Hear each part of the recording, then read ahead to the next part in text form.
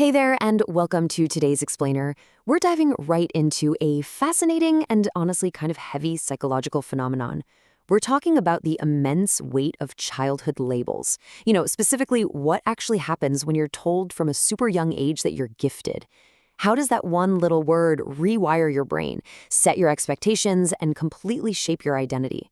And most importantly, if that label has left you feeling completely paralyzed or stuck as an adult, how do we break out of that trap and reclaim our actual potential? Okay, let's dive right into this. Have you ever felt that deep, almost hidden exhaustion of being a former high achiever who just suddenly feels entirely stuck in adulthood? Like you used to ace literally every test without even breaking a sweat. But now just tackling a basic daily to-do list feels like climbing Mount Everest. If you are nodding your head right now, I need you to hear this. You are absolutely not alone, and it is not a personal failure. In fact, it's a deeply studied psychological pattern. So here's our roadmap for today. 1. The gifted child trap. 2. The drama of giftedness. 3. The burnout reality. 4. The late bloomer advantage. And 5. Shifting your mindset. All right, kicking things off with section 1, the gifted child trap. So what exactly happens when we look a 7-year-old in the eye and tell them they're a genius? Well, first off, we really need to clarify what we mean by gifted kid syndrome. Now, to be clear, this isn't some clinical medical diagnosis. It's more of a cultural shorthand. Researchers have found that children labeled gifted generally score in an IQ range of about 115 to 180, and they show crazy high problem-solving skills and curiosity. But the syndrome part, that kicks in when a child's entire identity gets built exclusively around being naturally smart. Because when your entire self-worth is tied to effortless achievement, you become terrified of losing that special status later in life.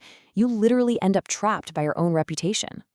And the gifted experience really isn't just about being tossed into advanced math classes. The work of psychologist Kazimir Dabrowski is super interesting here. He identified these things called over-excitabilities, which are essentially a baseline part of the gifted experience. Let's do a quick self-check.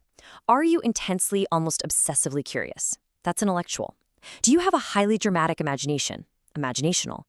Maybe you experience massive, sweeping emotional mood swings, or you've got this surplus psychomotor energy where you just cannot sit still. You might even be hypersensitive to the textures of your clothes or loud, chaotic noises. Do any of these ring a bell?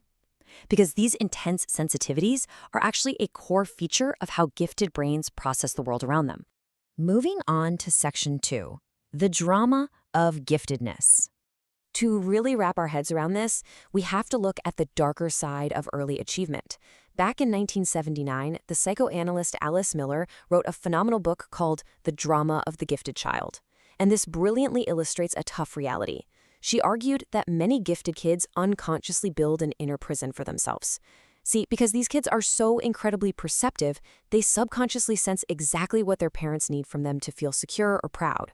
So what does the child do? They perform. They get the perfect grades, they become the absolute pride and joy of the family. But in doing so, they suppress their own authentic needs just to secure that conditional love. The child's amazing intuition is essentially exploited, and that sets them up for a massive identity crisis later down the road. Which brings us to section 3, the burnout reality. So what happens when this perfectly performing child grows up and finally collides with the real world? Man, adulthood is a rude awakening. Suddenly, there are no report cards. There's no constant stream of gold stars and praise from teachers. When that rigid structure just vanishes, the former gifted kid is suddenly faced with actual, messy adversity. And how do they cope? Usually with procrastination. It's actually a fascinating defense mechanism. Think about it. If you never really try and then you fail, you can always tell yourself, well, obviously I could have crushed it if I'd actually applied myself. Procrastination acts as an ego shield. Refusing to try protects your core identity, that deep-seated idea that you're inherently a genius, from the absolutely terrifying reality that, hey, you might just be average when the work gets genuinely hard. And that right there creates a really vicious cycle. The classic signs of adult gifted burnout include things like an extreme, paralyzing fear of making mistakes, a total loss of motivation for subjects you actually used to love, and that heavy, nagging feeling that you've completely squandered your potential. You end up trapped in these cycles of intense, panicked effort right before a deadline, followed by a total crashing shutdown. Oh, and it's super important to point out that this exhaustion is often magnified tenfold for what we call twice exceptional, or 2E adults. These are incredibly bright folks who are also navigating things like ADHD, autism, or chronic anxiety. The friction between their high intellect and their day-to-day executive functioning, it can make this burnout feel impossibly severe.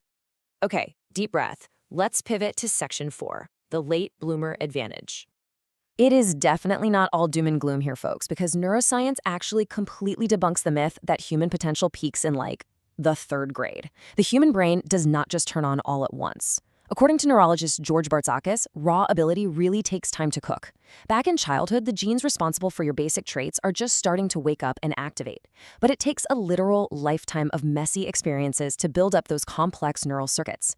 In fact, your brain keeps laying down this fatty coating called the myelin sheath, which is basically like a high-speed, wide-bandwidth fiber optic network for your neurons, well into adulthood. Get this, the human brain doesn't actually reach its peak myelin volume until we're in our 50s. No way, right? Your brain is literally biologically designed to get better at processing complex, wide-ranging information as you age. So the crucial point here is that early adversity is actually a massive secret weapon.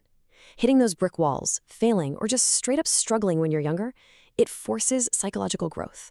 While the classic early bloomer might excel super quickly in really rigid, delimited fields like chess or basic math, the late bloomer is out there in the messy real world, picking up incredibly diverse experiences.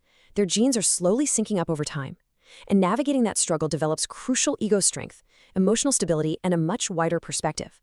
It perfectly prepares late bloomers for highly complex roles like nuanced leadership and true, out-of-the-box creative innovation later in life. And that brings us perfectly to our final part, Section 5, Shifting Your Mindset. So how do we actively go about breaking the spell of these childhood labels today? Well, we can look straight to psychologist Carol Dweck and the foundational concepts from her incredible book, Mindset.